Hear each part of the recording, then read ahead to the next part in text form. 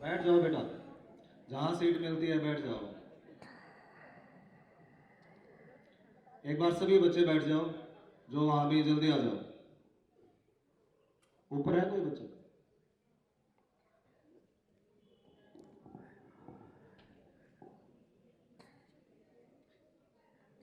अभी नेक्स्ट जो आपका रिफ्रेशमेंट ब्रेक होगा 15-20 मिनट बाद होगा किसी का भी, तब तक सभी बच्चे यहीं पर बैठेंगे। जल्दी आ जाओ भाई। आज आपका जो मस्ती मजाक मनोरंजन का एक छोटा सा प्रोग्राम आपके लिए रखा गया था सेशन के एंड में, तो ये कंप्लीट हो गया है वैसे तो अभी, लेकिन आज सैटरडे भी है, पता होगा आप लोगों को, है ना सैटरडे? तो हमारा दिन है सैटरडे, तो उसी चीज़ को कंटिन्यू करेंगे। लेकिन है ना, वो चीज़ देखो हमारे पूरे साल तक चलती रही। पहले क्या होता था, पहले एक चीज़ होती थी, आपको एक सब्जेक्ट लगता था मोरल एजुकेशन, नैतिक शिक्षा, लगता था नहीं लगता था? जो बच्चे हैं उनको हो सकता कम पता हो क्योंकि अब नहीं लगता, लेकिन जितने भी यहाँ पर टीचर्स हैं सब ने पढ़ा हुआ है। सब्जेक्ट लगता था मॉरल एजुकेशन, नैतिक शिक्षा, और हर क्लास में होता था। उस सब्जेक्ट की सबसे खास बात पता है क्या थी? उस सब्जेक्ट की सबसे खास बात ये थी कि उसमें पास होना कंपलसरी होता था। अगर आप उसमें फेल हो और बाकी सारे सब्जेक्ट में 100 आउट ऑफ 100 है तो भी आप फेल ही काउंट होगे। यानी अगर उससे एक सब्जेक्ट में आप फेल हो तो आपको फेल ही माना जाएगा, उसमें पास होना कंपलसरी था। और उसमें आप कितने भी मार्क्स स्कोर कर लें, उस सब्जेक्ट में आप कितने भी मार्क्स स्कोर करें, वो आप मार्कशीट में या हमारे जो ओवरऑल परसेंटेज है उसमें ऐड नहीं होते थे। तो वो जो सब्जेक्ट था वो किस लिए था, किस पर्पज से था, वो एक बार हम जान लेते हैं। दोबारा अभी गवर्नमेंट बोल रही है उस सब्जेक्ट को लागू करने के लिए, शायद अभी 9 से 12 तो लागू भी कर दिया गया है, मोरल एजुकेशन वाला सब्जेक्ट किया गया है ना। तो मैंने पहले भी आप लोगों को बताया कि देखो हम है ना पढ़ रहे हैं, स्कूल जा रहे हैं, कॉलेज जा रहे हैं, अब नहीं भी पढ़ेंगे तो भी कुछ ना कुछ करेंगे, पढ़ेंगे तो भी कुछ ना कुछ करेंगे। अगर हम कहीं पर कुछ भी नहीं कर रहे, हम सो रहे हैं, तो भी हम एक काम तो कर रहे हैं कि हम क्या कर रहे हैं, सो रहे हैं। ठीक। गीता जो हमारा सबसे धार्मिक ग्रंथ माना जाता है हमारे इंडिया में, हिंदुओं में वैसे सबसे होली बुक मानते हैं all around the world. Gita वो किताब है जो सबसे ज्यादा सेल की जाती है पूरे वर्ल्ड में। जो अगर किसी एक बुक को नंबर 1 पे रखना हो तो वो नंबर 1 पे जो बुक आएगी और एक धर्म में और एक उसमें, तो वो आएगी गीता। गीता में बताया जाता है कर्म का महत्व। तो उसमें कहा था भगवान श्री कृष्ण ने अर्जुन को, कर्म बिना संसार में रह सकता नहीं कोई, मैं भी करता कर्म हूं देख सका तुम। यानी इस संसार में अगर आप हो तो कुछ ना कुछ कर्म जरूर करोगे। एक बार बैठ जाओ बेटा, मुझे घूमते हुए दिखाई न दो आप।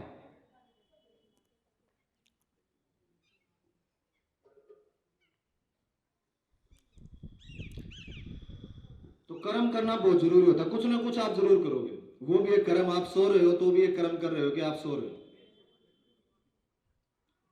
तो हमें कुछ ना कुछ तो करना ही होता है। एजुकेशन सिर्फ हमें डायरेक्शन दे सकती है, लेकिन हमें कुछ ना कुछ जरूर करना होता है अपनी लाइफ में। अब मैटर क्या है, जो मैंने ये साल या इससे पिछले साल या आगे आने वाले सारे साल जब तक मैं एजुकेशन के फील्ड में हूँ, या मैं बोल सकता हूँ या मैं कुछ कर सकता हूँ या हमारा स्कूल कुछ भी कर सकता है, तो हमारा फोकस रहेगा ही। अब हम जैसे एजुकेशन ले रहे हैं, +2 में साइंस वाले बच्चे हैं, +2 हो गई, उसके बाद कोई आईआईटी का टेस्ट दे रहा, कोई नीट का दे रहा, दे दिया, क्लियर कर लिया, आप ऑल इंडिया में फर्स्ट भी आ गए। आपने आईआईटी से इंजीनियरिंग कर लिया, आप डॉक्टर बन गया, आप आईएएस अधिकारी बन गए। लेकिन फिर भी एक चीज बनना बहुत जरूरी होता है, और वो होता है एक अच्छा इंसान। हम सभी लोग ना एक चीज से परेशान हैं, यहाँ पर जितने भी बैठे हैं और हमारे पेरेंट्स जो घर पे बैठे हैं, और वो हम बोलते हैं कि हमारे देश में करप्शन बहुत है। मानते हो सारे इस बात को कि हमारे देश में बहुत करप्शन, इस चीज से हम सबको परेशानी होती है कि करप्शन नहीं होना चाहिए। लेकिन हम इसका ओरिजिनल कॉज पे जाते नहीं। करप्शन है, लेकिन करप्शन करने के लिए क्या रोबोट्स आते हैं? करप्शन कौन कर रहा है? क्या एक रिक्शा चलाने वाला करप्शन कर रहा है?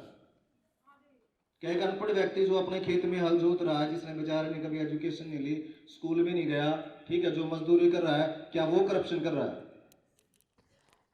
बताना एक बार मेरे को ये चीज, करप्शन कौन कर रहा है? कोई न कोई अधिकारी, कोई न कोई मंत्री, ठीक है, कोई न कोई बिजनेसमैन। यानी अगर आप देखोगे, बात सोचोगे उस चीज को, तो मोस्टली एजुकेटेड पर्सन है जो करप्शन कर रहे हैं। दैट मीन्स एजुकेशन से भी जरूरी कोई चीज है जो हम सबको सीख लेनी चाहिए, क्योंकि किसी एक व्यक्ति का करप्शन हजारों लोगों के दुख का कारण बन सकता है। अगर कहीं पर कोई फ्लाईओवर बन रहा है, अभी आपने देखा होगा थोड़े दिन पहले गुजरात में फ्लाईओवर गिरा, ठीक है, छोटा सा, उसमें 150 लोग मारे गए। न्यूज सुनी थी अभी 1 महीना पहले की तो न्यूज है ये, नवंबर की न्यूज है ये। तो गुजरात में एक धार्मिक प्रोग्राम था, उसमें एक नदी के ऊपर एक हैंगिंग ब्रिज था। उस ब्रिज पर बहुत सारे लोग जमा थे, और उन जमा थे, वो ब्रिज टूट गया, वो बहुत सारे लोग नदी में गिर गए। 150 लोगों के मरने का तो सरकारी आंकड़ा है, यह अभी 1 महीना पहले की घटना है। अब उन 150 लोगों से कितने परिवार कनेक्टेड होंगे, कितनी बड़ी वो न्यूज बनी। 2-3 दिन के लिए वो न्यूज भी खत्म, वो लोग भी खत्म, वो सारी चीजें खत्म। गुजरात की न्यूज कैसे आएगी टीवी? लेकिन अब उसके उस पुल के बारे में आपको एक खास बात बताता हूं। उसमें बताया क्या था, उसको 2 दिन पहले ही खोला गया था। वो एक पुराना पुल था, लेकिन उसको उसकी मरम्मत का, रेनोवेशन का काम दिया गया था किसी कंपनी को, और 6 महीने उसकी मरम्मत और काम करने के बाद उसको 2 दिन पहले ही खोला गया था कि अब ये बिल्कुल सही है, फिट है, हेल्दी पुल है और उस पर लोग जा सकते हैं। तब वो टूट गया। यानी कि आप कह सकते हो कि अपने कंस्ट्रक्शन के 2 दिन बाद वो टूट गया। तो किसी ने तो करप्शन किया होगा, किसी इंजीनियर ने, किसी ने, किसी उसको बनाने वाले ने, जिस कंपनी ने कॉन्ट्रैक्ट लिया, उनका करप्शन कितने लोगों ने भुगता, जो 150 लोग मर गए वो और उनके सारे परिवार।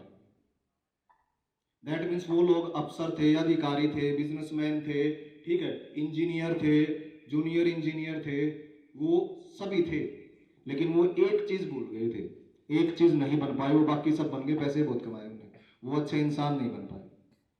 क्या नहीं बने वो? अच्छे इंसान नहीं बने। अगर वो अच्छे इंसान होते ना, तो वो करप्शन करने से पहले ये सोचते कि कोई बात नहीं भाई, अगर ये पुल टूट गया, कितना जरूरी चीज है, कितने लोग इससे मर सकते हैं। 2 दिन बाद यहाँ पर प्रोग्राम होना है, हजारों लोग यहाँ पर आएंगे, और अगर उनके आने के बाद ये पुल टूट गया तो कितने लोग नीचे गिरेंगे। अगर उन्होंने इतना जरा सी कॉमन सेंस लगाई होती तो उनमें से कोई भी नहीं मरता। 3-4 साल पहले कोलकाता में एक अंडर कंस्ट्रक्शन फ्लाईओवर था हाईवे के ऊपर से, वो फ्लाईओवर टूट गया, पूरा मलबा नीचे, बहुत सारे लोग उसके नीचे दब गए, करीबन 40 लोग मरे थे ऑन स्पॉट। बहुत नीचे, बहुत, हाईवे जो था वो बहुत बिजी था। तो कहीं ना कहीं तो करप्शन हुआ होगा, मटेरियल प्रॉपर यूज नहीं किया होगा, ठीक है, उसकी जो डिजाइन है वो प्रॉपर नहीं होगा, कहीं ना कहीं तो गड़बड़ रही होगी।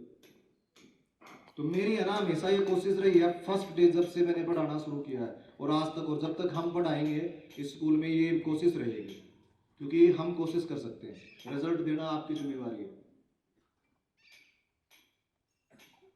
कि है ना, हम कुछ भी बने चाहिए, या बने या न बने, लेकिन है ना एटलीस्ट हम एक ऐसे इंसान जरूर बने जो कुछ सोच सके, जिसको सोचने की अक्षमता हो, जिसको पता चले कि जो मैं कर रहा हूँ वो सही है या वो गलत है। एक नॉर्मल एक दुकानदार है, अगर वो अपनी दुकान में सामान बेच रहा है और उसमें मिलावट कर रहा है, तो उसको पता है कि अगर मैं मिलावट करूंगा तो जो लेने वाला है उसके हाथ पर बुरा असर पड़ेगा, लेकिन फिर भी वो 4 पैसे कमाने के लिए मिलावट कर देता है। दुकान में आप चीज लेते हो 10, 20, 50, 100 रुपए किलो होती है, उसमें मिलावट कर रहा हो, दिन में 200 रुपए एक्स्ट्रा कमा लेगा उस मिलावट की वजह से, लेकिन उसको 200 रुपए से दूसरे व्यक्ति जो उसको ले रहे मिलावटी चीज को खा पी, उनके हेल्थ पर कितना बुरा असर हो रहा है वो सोच नहीं रहा। अगर वो ये सोच ले तो मिलावट ना करे, उस सामान को 1 रुपया महंगे रेट में बेच सकता है, उसने 200 रुपये कम कमाया, 1000 रुपये कमा रहा था, 800 कमाए, तो भी उसकी लाइफ वैसे ही चल रही है, कोई फर्क नहीं पड़ना उसको। तो इसलिए मेरी हमेशा एक कोशिश रही है और रहेगी आगे भी, कि हम कुछ भी बने, XYZ, जो आपके मन में आए वो बनवा, लेकिन है ना एटलीस्ट हम ऐसे जरूर बने जिसमें सोचने की क्षमता हो कि जो मैं कर रहा हूँ या जो मैं कर रही हूँ, ठीक है, वो सही है या वो गलत है, उसका दूसरे लोगों पर क्या इम्पैक्ट पड़ सकता है, ये चीज हमें जरूर सोचनी। जब हम अगर किसी भी काम को करने से पहले एक बार ये चीज सोच लें, या कोई भी व्यक्ति सोच ले, तो जितनी प्रॉब्लम्स हमारे सामने होती हैं उनमें बहुत सारी प्रॉब्लम आए हैं, लेकिन हम करने से पहले सोचते नहीं, सेल्फ सेंटर्ड होकर सोचते हैं, और ये सभी पर लागू होता है, हमारे ऊपर भी लागू होता है, हम टीचर से आपके ऊपर भी लागू होता है। हम जो भी हमें बनना था कुछ ना कुछ बन चुके हैं, आप लोग बनोगे। तो ये चीज़ सोचना बहुत ज़रूरी है और ये करना बहुत ज़रूरी है। अच्छाई हमारे अंदर मतलब होना बहुत ज़रूरी है। ह्यूमैनिटी जिसको इंसानियत बोलते हैं, सभी चीज़ों से पहले। ठीक, आपको बोलना नहीं आता कोई बात नहीं, आप खड़े नहीं हो सकते कोई बात नहीं, आप पैसे कम कमा रहे हो कोई बात नहीं, आप नहीं पढ़े कोई बात नहीं है, आप मजदूरी कर रहे हो कोई बात नहीं, आप रिक्शा चला रहे हो कोई बात नहीं, आप डॉक्टर हो कोई बात नहीं, इंजीनियर हो, कुछ भी हो, लेकिन क्या होना सबसे ज़रूरी है? इंसानियत होना सबसे ज़्यादा ज़रूरी है। ये चीज़ आप समझ लें। अगर हम उन चीज़ों को भी भूल जाते हैं ना, तो फिर हमारे अंदर और जो बाकी एनिमल्स हैं उनमें कोई फर्क नहीं रह जाता। भाई हम भी एनिमल हैं, जो बच्चों साइंस पढ़ रहे हैं, बायो पढ़ रहे हैं, ह्यूमन बीइंग एनिमल किंगडम में पढ़ा जाता है हमें। एनिमल किंगडम में हमें एक स्पीसीज के रूप में पढ़ा जाता है, और हमारे जैसे 18 लाख स्पीसीज और अर्थ पे हैं। हम सिर्फ एक स्पीसीज हैं जिसका नाम है homo sapiens, and we are animals. Part of animal kingdom में एक छोटा सा सेक्शन आता है कि ये है ह्यूमन बीइंग, इनके ये फीचर्स होते हैं। तो जब आप साइंस पढ़ोगे तो हम भी एक एनिमल ही हैं, लेकिन जो चीज़ हमें बाकी एनिमल से अलग बनाती है वो है हमारी सेंसिटिविटी, हमारा स्वभाव, हमारा बिहेवियर।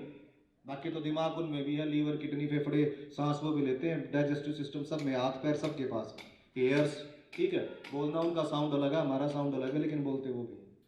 तो सब चीज़ें सब में से हैं।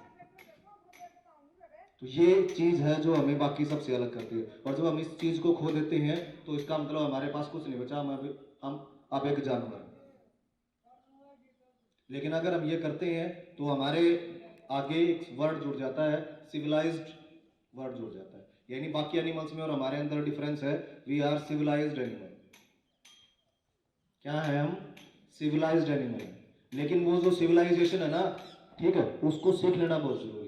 बहुत सारे ह्यूमन बीइंग्स या बहुत सारे एनिमल्स सिविलाइजेशन को भूल चुके हैं, तभी हमारे सामने प्रॉब्लम है।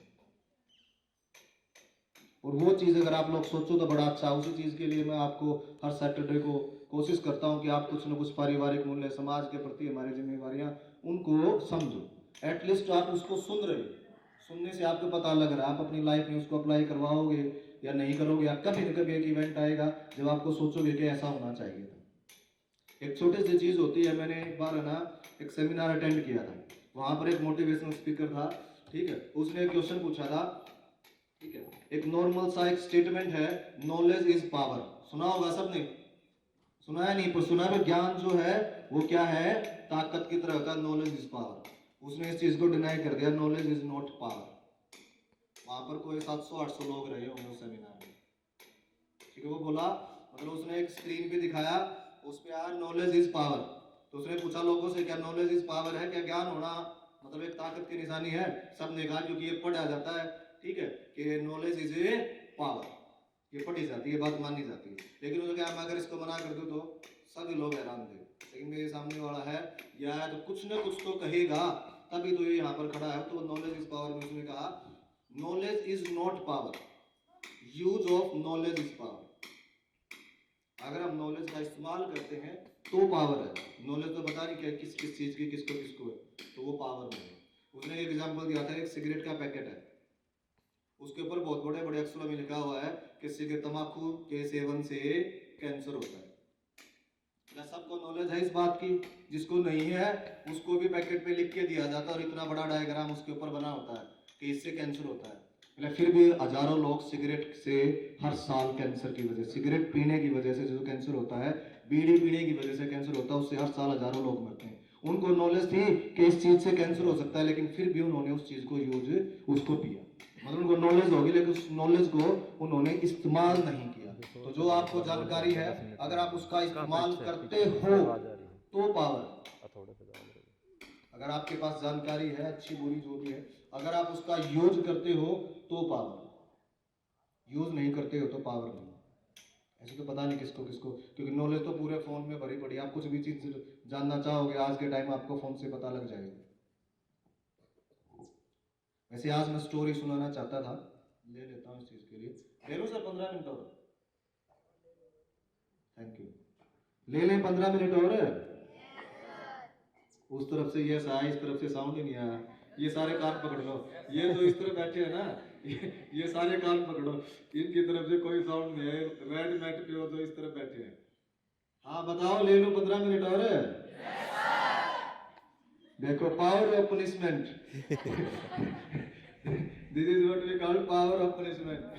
वो बोलते हैं ना बह के सामने भूत नाचते हैं, तो ये वो वाली चीज। चलो कोई नहीं, 10-15 मिनट ले लेते हैं, आपको एक स्टोरी सुनाता हूँ। अच्छा, यहाँ पर जितने भी टीचर्स और साथी बैठे हैं, आप सब ने राजा हरिश्चंद्र का नाम सुना है? एक मिनट रुकना मैं।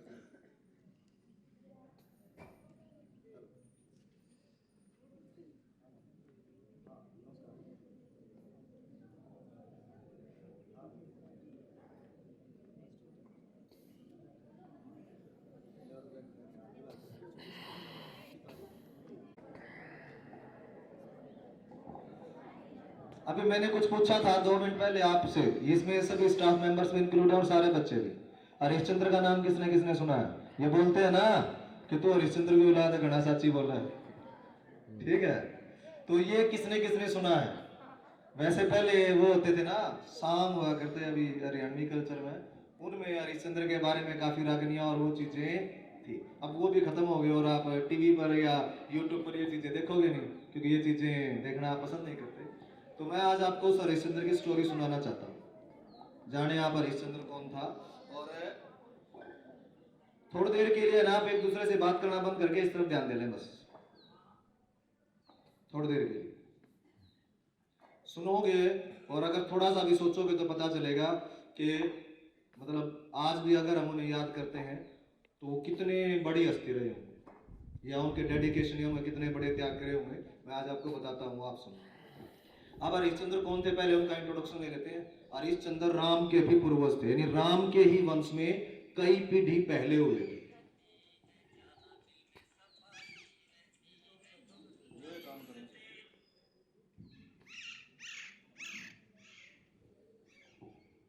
तो राम के वंश में उनसे कई पीढ़ी पहले हुए थे राजा हरिश्चंद्र, अयोध्या के ही राजा थे।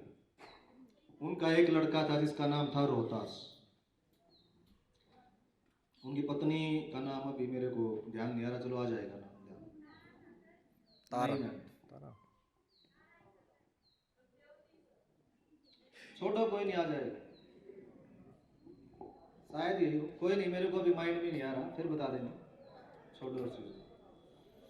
आगे हम इसको स्टोरी को बढ़ाते हैं। अब राजा हरिश्चंद्र जो फेमस थे, वो अपने सत्य वचन, यानी कभी भी झूठ नहीं बोलूंगा, और अपनी दयालुता, अपनी दानवीरता, इन बातों के लिए फेमस थे कि दान देने की जो क्षमता है राजा हरिश्चंद्र से ज्यादा किसी में नहीं है, और सत्य बोलेंगे, जो उन्होंने बोला है अपनी बात से कभी नहीं बदलेंगे।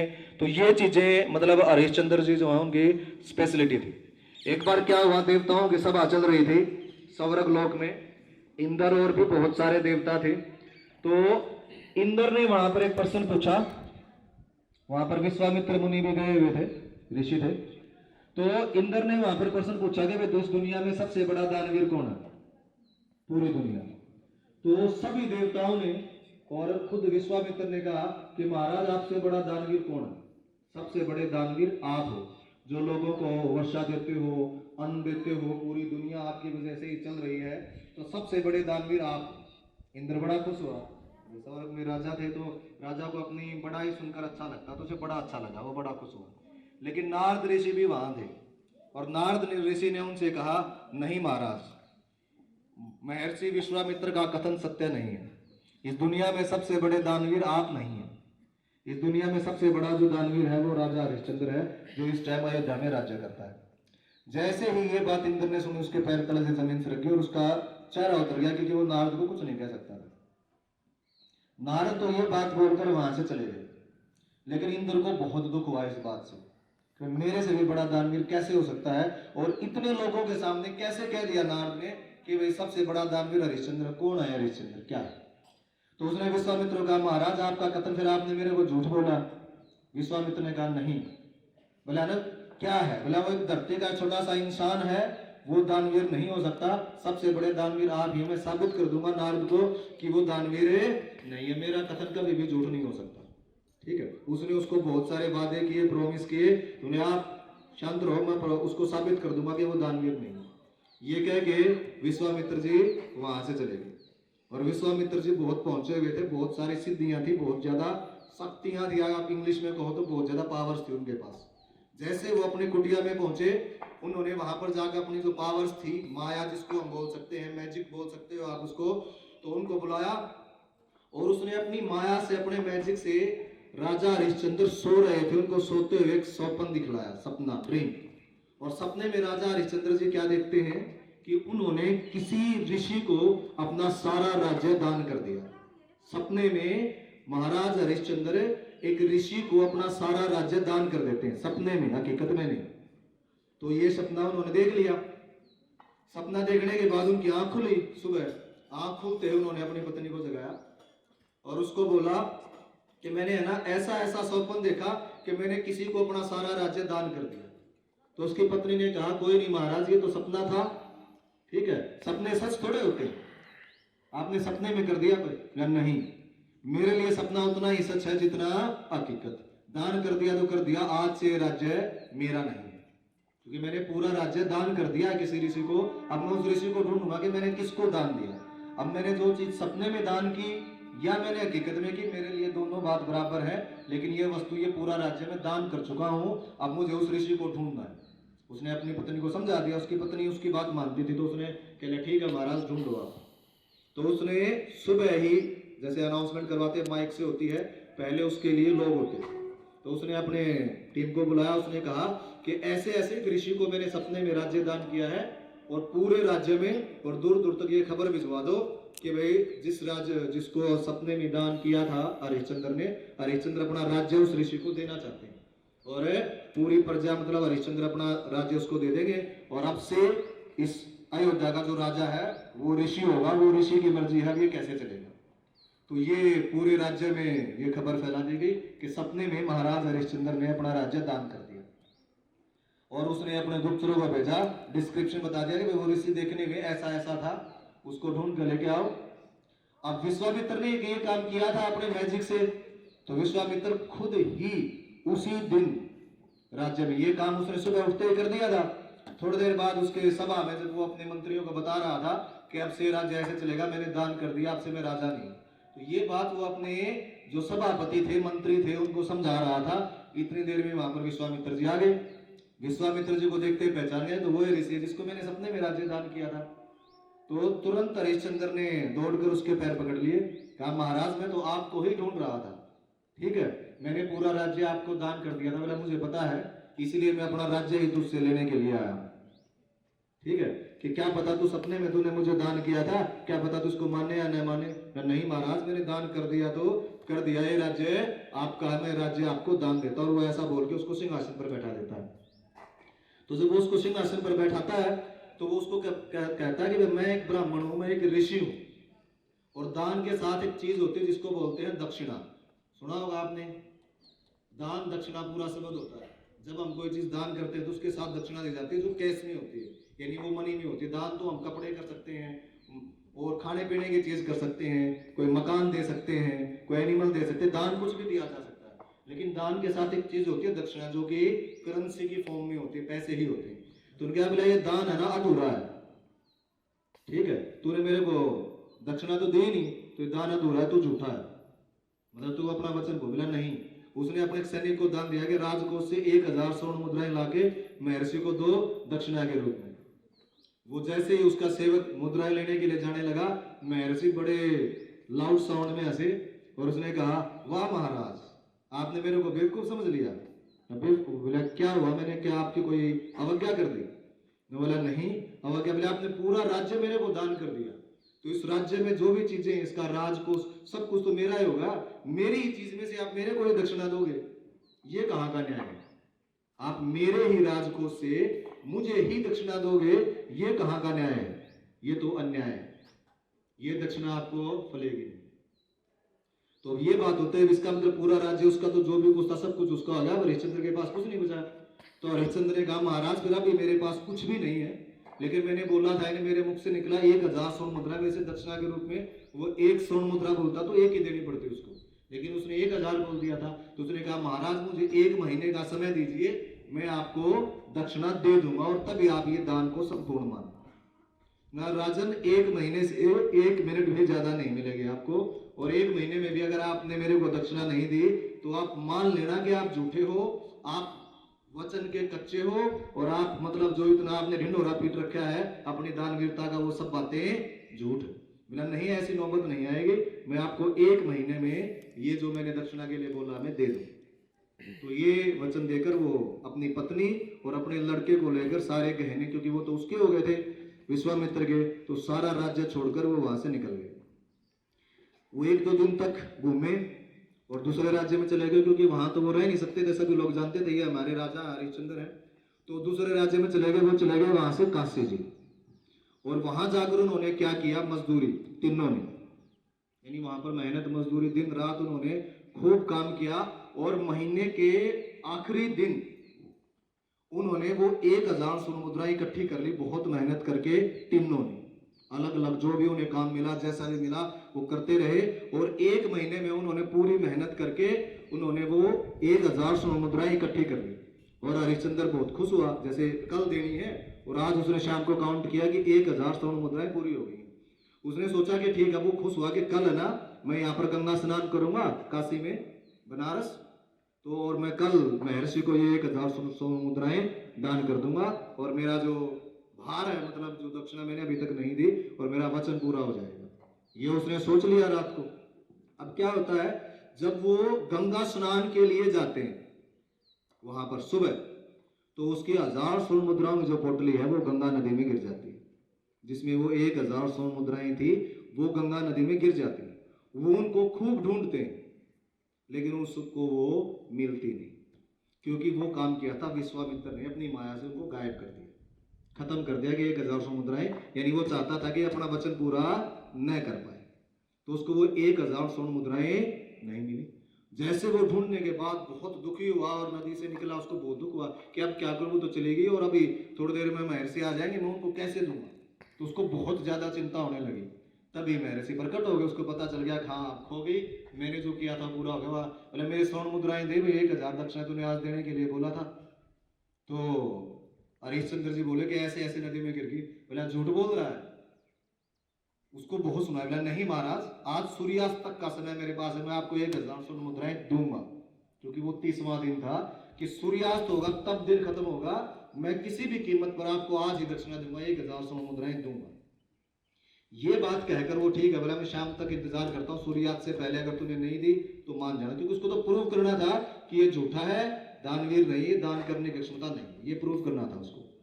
तो उसके बाद विश्वामित्र उसको सोचा हरिश्चंद्र ने कि मैं क्या करूं, इतना जल्दी स्वर्ण मुद्राएं कहां से लेके आऊं। तो काशी में पहले क्या होता था, दास प्रथा होती थी, आपने एसएस में पढ़ा होगा बहुत सारे बच्चों ने, स्लेव बनाए जाते थे, दास। तो स्लेव का सिस्टम था, तो दास जो व्यक्ति होता था वो उनको खरीदा बेचा जा सकता था, और उनके लिए मंडियां लगती थी दासों के लिए। तो वहां पर बनारस में भी एक दास जहां पर लोग बिकते थे, उनकी वहां पर इंसानों को बेचा जाता था, तो उसकी मंडी लगी हुई थी। तो तुरंत उसको आइडिया है कि मैं अपने आप को बेच देता हूँ, और उसको बेचने में जो धन मिलेगा वो महर्षि को दे दूंगा और मेरी दक्षिणा पूरी हो जाएगी। तो वो जो चबूतरा था जहां पर बोली करवाई जाती थी, तो हरिश्चंद्र जी उस चबूतरे के ऊपर चढ़ गए और उन लोगों से कहा कि मैं अपने आप को बेचना चाहता हूं, मुझे खरीद लीजिए। लेकिन वो काफी देर तक चिल्लाता रहा, उसको वहां पर किसी ने भी नहीं खरीदा।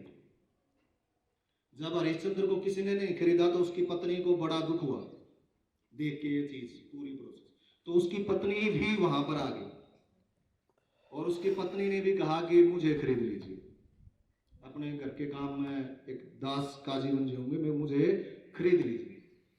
तो एक ब्राह्मण था वहां पर, जिसको अपने घर में साफ सफाई बर्तन के लिए, खाना बनाने के लिए किसी लेडी की जरूरत थी। तो उसने 500 स्वर्ण मुद्राएं देकर उसको खरीद ली। जब वो उसने 500 स्वर्ण मुद्राएं अपने पति को दी, उसने कहा कि मैं आपके लिए इतना ही कर सकती थी, ठीक है, अब इससे ज्यादा मैं आपके लिए कुछ नहीं कर पाऊंगी, अब मैंने अपना इनकी गुलाम हूं, तो ये जो कहेंगे मुझे करना पड़ेगा, मुझे इनके साथ जाना पड़ेगा, आप ये मुद्राएं लो, ठीक है, और बाकी का इंतजाम करके आप महर्षि को दे देना, अपना वचन झूठा नहीं होना चाहिए। ये कह के वो जाने लगी। जब वो जाने लगी तो जो उसका छोटा बच्चा था, उस टाइम वो 5 साल का था, तो वो रोने लगा माँ के लिए। तो वो रोने लगा तो उसको बड़ा दुख हुआ। उसने उस ब्राह्मण को कहा कि आपने मुझे खरीदा है, आप कुछ मुद्राएं देकर मेरे लड़के को भी खरीद लो, ये मेरे बगैर नहीं रह पाएगा, ये मर जाएगा। तो उस ब्राह्मण को दया आ गई, उसने 250 स्वर्ण मुद्राएं देकर उस लड़के को भी खरीद लिया। अब उसके पास, हरिश्चंद्र के पास होगी 750 स्वर्ण मुद्राएं, लेकिन दिन बीता जा रहा था और उसको 250 स्वर्ण मुद्राओं की जरूरत और थी। वो फिर बार बार चिल्लाया और उसने कहा सिर्फ 250 स्वर्ण मुद्राएं मुझे चाहिए, मैं उसके बदले में अपने आप को बेचने के लिए तैयार हूं। सूर्यास्त होने वाला था तब। अभी जैसे एक वो होते हैं, एक शब्द होता है जिसको हम बोलते हैं डूम। डूम एक कास्ट होती है हमारे यहाँ पर। तो उस कास्ट में एक व्यक्ति था, उनका काम था वैसे पानी भरना, लोगों के घरों में पानी की सप्लाई करना। तो एक डूम था, उसने क्या किया, राजा हरिश्चंद्र को खरीद लिया 250 स्वर्ण मुद्राएं देकर।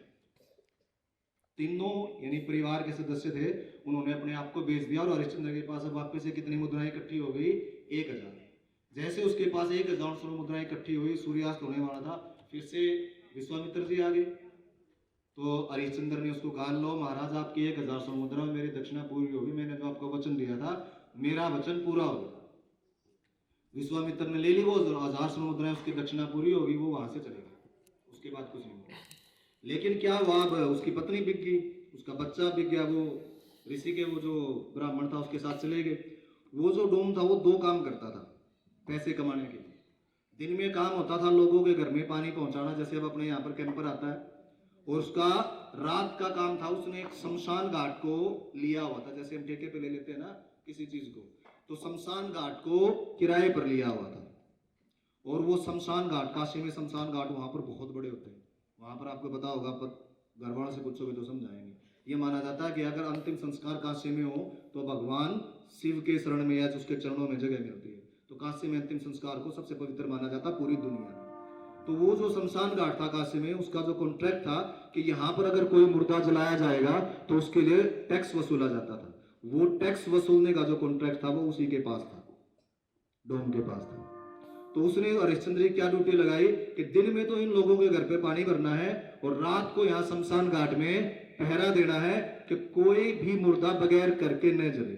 यानी अगर कोई मुर्दा जलाने आएगा तो उससे तेरे को टैक्स लेना है और टैक्स के बाद ही मुर्दा जलाने की परमिशन देनी है, तेरी ये ड्यूटी है। इन उसको दिन रात का काम दे दिया। अब दास था, दास को आराम करने की और इन चीजों की परमिशन नहीं होती थी। दास का काम था काम करते हो, बीमार हो जाओ मर जाओ किसी को फर्क नहीं पड़ता था, दास का जीवन बहुत खराब होता था। तो ये काम वो हरिश्चंद्र को उसने दे दिया। और अब हरिश्चंद्र को जो ड्यूटी मिल गई, क्योंकि वो अपने आप को बेच चुका था, तो उसका वचन है कि भाई जो आप मालिक है उसका, कि जो आप करोगे मैं करूंगा। तो हरिश्चंद्र पूरे दिन तो लोगों के घर में पानी भरता और रात को शमशान घाट में पहरा देता कर के लिए। जितने भी वहां पर लाशें आती थी वो सबसे टैक्स लेता था अंतिम संस्कार से पहले। समय ऐसे ही बीतता चला गया, काफी टाइम बीत गया इस चीज में। एक दिन क्या होता है, जो हरिश्चंद्र थे उसकी पत्नी जो वहां पर जिसको बेच दिया गया था ब्राह्मण के घर पर, तो उसका जो लड़का था वो काफी छोटा था, वो काम तो कुछ कर नहीं सकता था। तो ब्राह्मण उससे क्या काम करवा लेता था कि भाई तू मेरे लिए पूजा के लिए फूल ले आ, ये चीज ले, ऐसे छोटे मोटे काम वो उस लड़के से करवा लेता था।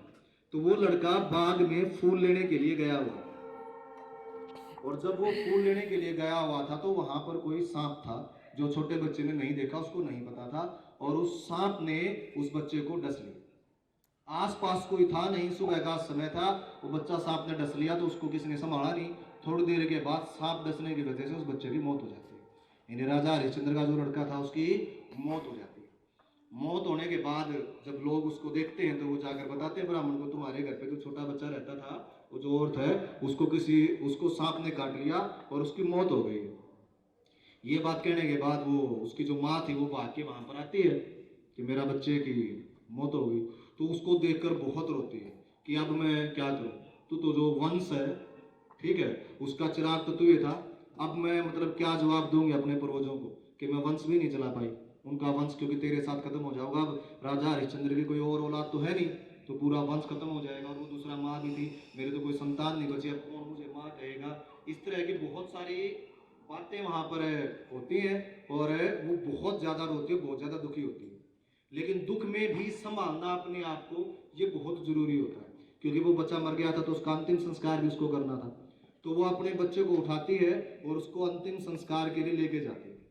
और वो उसी शमशान घाट में ले आती है जिस शमशान घाट में हरिश्चंद्र रखवाली का काम करता था, पहरेदार का काम करता था जिस शमशान घाट में हरिश्चंद्र। लेकिन जब तक ये चीज होती है तो उस टाइम तक बहुत रात हो जाती है कि जब वो उसको लेके आती है वहां तक तो रात हो जाती है और अंधेरे में जो हरिश्चंद्र है वो अपनी पत्नी को पहचान नहीं पाता क्योंकि समय बहुत हो गया था। एक उसने उसको हमेशा एक रानी की तरह देखा, अब वो एक दासी का जीवन जी रही है तो क्या हालत होगी आप लोग समझ सकते हैं। तो हरिश्चंद्र उसको पहचान नहीं पाता, अपनी पत्नी को भी नहीं पहचाना, उसने अपने बच्चे को भी नहीं पहचाना। तो उसको लेके आती है तो हरिश्चंद्र वो शमशान घाट में उसको लेके आते, हरिश्चंद्र उसको बोलता है, मतलब उसके लिए चिता सजा देता है बच्चे के लिए, ठीक, और दुख व्यक्त करता है और उसको बोलता है कोई नहीं, संसार में जो आया है उसको जाना ही होता है, ऐसी 2-4 बातें होती हैं, ठीक है। लेकिन चिता के बाद उस बच्चे को चिता पर लिटा दिया जाता है और वो उसको आग मांगती है कि आग दो, बच्चे की चिता को आग दूंगी मैं। तो वो कहता नहीं, आग तो तब मिलेगी, पहले आप टैक्स दो, आप यहाँ पर मुर्दे को लेकर आए हो, टैक्स दो, टैक्स के बगैर यहाँ पर किसी को जलाया नहीं जा सकता, कर मांगता है वो उसके लिए। तो उसकी पत्नी बोलती है कि मैं तो ऐसे ऐसे बहुत गरीब हूँ, मैं दास हूँ, मेरा एक ही बच्चा था, मेरे पति भी नहीं है, ठीक है, और मेरे पास कुछ भी नहीं है, मैं टैक्स नहीं दे सकती, मेरे पास पैसे नहीं है, ठीक है, तो आप लेकिन मुझे इस बच्चे को जलाने दो, ठीक है। तो वो कहता नहीं, मेरे मालिक का मेरे को हुक्म है कि बगैर टैक्स के यहाँ पर कोई भी मुर्दा जलाया नहीं जा सकता, तो ये मुर्दा जलाया नहीं जाएगा, आप टैक्स नहीं दोगे तो मैं आपको यहाँ पर ये मुर्दा जलाने की परमिशन नहीं दे सकता, आप इसको कहीं और ले जाओ। ये बात वो उसको बोलता है। तो बहुत रोती है, उससे बहुत बहस करती है, लेकिन जो हरिश्चंद्र है उसकी बात को नहीं मानता। जब हरिश्चंद्र उसकी बात को नहीं मानता तो बोलती,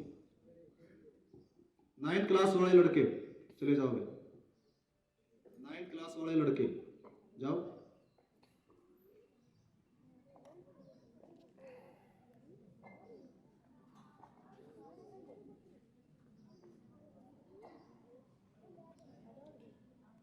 तो वो नहीं मानता, तो वो उसको बोलती है कि मेरे पास अपना शरीर ढकने के लिए एक साड़ी थी जो उसमें से आधी तो मैंने मेरे बच्चे को दे दी कफन के रूप में, क्योंकि कफन चाहिए मुर्दे को। अब मेरे पास ये आधी साड़ी बची हुई है, अगर मैं कर के रूप में ये दे दूं तो क्या आप ये मुर्दा जलाने दोगे? तुमने हाँ कोई बात नहीं, कर देना पड़ेगा, आप अपनी साड़ी दे दो, कोई बात नहीं, मैं अलाउ कर दूंगा। यानी भी यहाँ पर बात यह, अगर वो आधी साड़ी भी दे देती तो उसके शरीर पर कोई वस्त्र नहीं रहता, उसने अपने शरीर को आधे वस्त्र से ही ढका हुआ था। तो वो बोलता है, यानी वो अपने वचन का इतना पक्का था कि उसने फिर भी बोला कोई बात नहीं, ये आप मुझे दे दीजिए। अब वो जैसे ही वो आधी साड़ी अपने शरीर से उतारने की कोशिश करती, तुरंत वहां पर है बहुत स्ट्रॉन्ग, जैसे बिजली चमकती है ना, बिजली चमकती है, जैसे बिजली चमकती है तो रोशनी होती है, रोशनी होते ही उसको अपनी पत्नी का चेहरा दिखाई देता है, और चेहरा दिखाई देता है उसको तुरंत पहचान जाता है ये तो मेरी पत्नी है। अब उसका मतलब वो उसकी पत्नी है, तो जो उसकी लाश चिता पर रखी है वो लाश किसकी है? उसके लड़के की लाश है। ये देखते ही हरिश्चंद्र को बहुत ज्यादा दुख होता है, एक्सट्रीम जिसको हम बोलते हैं, और वो बहुत रोता है, अपनी पत्नी को समझाने की कोशिश करता है, और जैसे बोलते हैं ना अपने छाती पीटना, तो बहुत ज्यादा दुख व्यक्त करता है। लेकिन थोड़ी देर के बाद ही वो अपने दुख से बाहर आ जाता है, और तुरंत वो उसकी पत्नी बोलती है, अच्छा अब तो आप मिल गए मुझे, अब ये आपका बच्चा है, आप इसका अंतिम संस्कार करो। यानी अब उसको लगा कि मेरा पति, अब टैक्स की जिम्मेवारी खत्म हो गई, तो आप इसका अंतिम संस्कार करो, ये बड़ा अच्छा हुआ मुझे कि आप तो मिल गए एटलीस्ट। लेकिन वो कहता नहीं, तारा इस मतलब अपनी उसकी पत्नी का जो भी नाम था मेरे को ध्यान नहीं है, कि अब ना मैं तेरा पति नहीं हूं, इस टाइम मैं यहां पर रखवाला हूं, और यहां पर मेरी ड्यूटी है कि टैक्स लेकर ही मुर्दा जलाया जाएगा, और मैं तो दास हूं, और इस मुर्दे को यहां पर मैं नहीं तुम लेके आई, और तुम्हें टैक्स देना ही पड़ेगा, चाहे तुम मेरी पत्नी ही क्यों ना हो, इस टैक्स के बगैर मैं इस मुर्दे को जलाने की परमिशन नहीं दे सकता, टैक्स तो तुम्हें देना ही पड़ेगा। यानी इतनी जो विकट परिस्थिति थी, इतना एक उल्टा टाइम था कि उसका बच्चा मर गया, उसका एक ही लड़का था, ठीक है, उसकी पत्नी उसके सामने रो रही है, लेकिन फिर भी वो व्यक्ति जो उसका धर्म था, जो उसकी उस टाइम ड्यूटी थी, वो उससे भटका नहीं, तो वो उसी पर अटल रहता है। वो बोलता है नहीं, तुम्हें टैक्स देना ही पड़ेगा, बगैर टैक्स के मेरा जो मालिक है उसकी आज्ञा की अवहेलना होगी, और ये काम मैं करूंगा नहीं, उसकी आज्ञा का पालन जरूर करूंगा, टैक्स तो तुमको देना ही पड़ेगा। ठीक है। तो कहती है ठीक है, आप अपना धर्म निभाओ, मैंने आज तक आपको धर्म निभाने में साथ दिया है, कभी भी आपको आपके धर्म से विमुख नहीं किया, आज भी आपका साथ ही दूंगी। तो मेरे पास जो आधा वस्त्र बचा हुआ है, मैं ये वस्त्र आपको दे देता हूँ, ये टैक्स हो जाएगा, और फिर इसकी चिता को आग देने देना मुझे, बच्चे की चिता। तो वो जो अपना जब आधा वस्त्र उतारने लगती है, तो तुरंत वहां पर क्या होता है, सारे देवी देवता वहां पर इकट्ठे हो जाते हैं और उसको रोकते हैं नहीं। ठीक, सारे देवी देवता, ब्रह्मा विष्णु महेश इंद्र, पूरा जो समाज था, खुद विश्वामित्र भी सारे वहां पर प्रकट होते हैं। और फिर विश्वामित्र जी और भगवान विष्णु उसको बोलते हैं, ठीक है, कि महाराज हरिश्चंद्र, ये आपकी एक परीक्षा थी, हम देखना चाहते थे कि आप अपने वचन के लिए क्या कर सकते हैं, किस हद तक जा सकते हैं, ये आपकी एक परीक्षा थी, आप इस परीक्षा में मतलब सफल रहे हैं, ये उसको बोला जाता है। और आपका जो पुत्र है वो मरा नहीं है, वो जीवित है, भगवान विष्णु उसके पुत्र को जीवित कर देते। ये बात तो थी जो देवताओं ने उसको कही। फिर महाराज हरिश्चंद्र बोलते हैं भगवान विष्णु और बाकी देवताओं, वो बोलते हैं कि प्रभु आपने मेरी तो इतनी, वो बोलते हैं उसे वरदान मांगने के, तो कहता है मेरी तो इतनी जो विकट और इतनी डिफिकल्ट परीक्षा थी आपने ले ली, मेरी आपसे यही इंतजा है, यही रिक्वेस्ट है कि दोबारा धरती पर किसी व्यक्ति से इतनी मुश्किल परीक्षा मत ले, क्योंकि ये परीक्षा दे नहीं पाएगा कोई, देना बड़ा मुश्किल होता है, ऐसी परीक्षा मत ले किसी से, ऐसी परीक्षा कि उसका बेटा मरा हुआ है और उसको अपने पत्नी के वस्त्र मांगने पड़ते हैं टैक्स के रूप में, इस तरह की परीक्षा आप किसी से मत लेना, क्योंकि अगर इस परीक्षा के आधार पर ही धर्म चलता है ऐसी परीक्षाओं से, तो अगर कोई इस परीक्षा में असफल हुआ तो धर्म की हानि होगी, और धर्म की हानि कभी नहीं होनी चाहिए, धर्म हमेशा अटल रहना चाहिए। तो दोबारा ऐसी परीक्षा किसी से लेना मत, मेरी आपसे एक रिक्वेस्ट है। तो फिर महाराज इंद्र बोलते हैं, वो विश्वामित्र बोलते हैं, आप मतलब वो माफी मांगते हैं उसके लिए, और उसको उसका राज और वो सारी चीजें वापस करने लगते हैं। विश्वामित्र वो बोलता है हरिश्चंद्र, नहीं महाराज, हम सूर्यवंशी हैं, एक बार हमने कोई चीज दान कर दी तो कर दी, अब मैं ये राज्य में दोबारा नहीं लूंगा, ये मैं आपको दान कर चुका हूँ, आपकी मर्जी आप क्या करेंगे, लेकिन मैं ये राज्य दोबारा नहीं लूंगा, मैं अयोध्या में वापस नहीं जाऊंगा, मैं अयोध्या को दान कर चुका हूँ, अब मैं अयोध्या वापस नहीं लूंगा, ये आपकी, आप देखो क्या करोगे। तो फिर वो उसकी थी तो वो किसी को भी दे सकता था, फिर वो अयोध्या का राज्य उसका जो लड़का था रोहतास हरिश्चंद्र का, उसको दे देता है और उसका राज तिलक कर देता है वहां पर, कि अब ये, क्योंकि वो उसको तो दे ही सकता था, लड़के ने तो राज्य दान नहीं करा था, दान तो हरिश्चंद्र ने करा था, तो लड़के ने नहीं करा था, तो वो अपना राज्य जो ऋषि था वापस किसको दान कर देता है, उसके बेटे को दान कर देता है, कि अब से गद्दी पर यही बैठे, और अयोध्या की गद्दी पर कौन बैठते हैं उसके बाद, रोहतास। और हरिश्चंद्र जी को और उसकी पत्नी को सहशरीर, वैसे व्यक्ति मरने के बाद डिसाइड होता है स्वर्ग में जाएगा नरक में जाएगा, तो हरिश्चंद्र पहला इंसान था जो अपने शरीर के साथ, यानी धरती से अपने शरीर के साथ, मरने के बाद जाते सभी लोग स्वर्ग लोक में गया, वहां से विमान में उसको बैठाकर उसको सम्मान के साथ स्वर्ग लोक में ले जाया गया, और उसको जो इंद्र का सिंहासन था वो उसको दिया गया था मान सम्मान के लिए। ये थे राजा हरिश्चंद्र, जिसके बारे में छोटा मोटा आपने सुना होगा, थोड़ा याद है।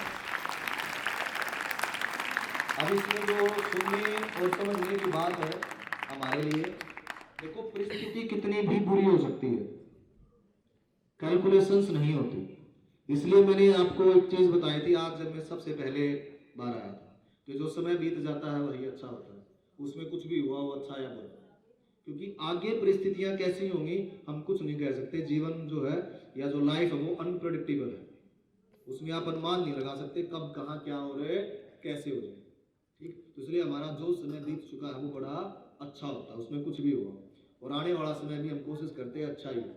लेकिन यहाँ पर हमें जो इसमें सीखने की चीज है कि जो हमारे नियम होते हैं लाइफ के, हमारा जो संकल्प होता है, हमारा जो साहस होता है, हमारा जो मोटिवेशन होता है, वो परिस्थिति चाहे कितनी भी बुरी हो हमें वो छोड़ना नहीं चाहिए।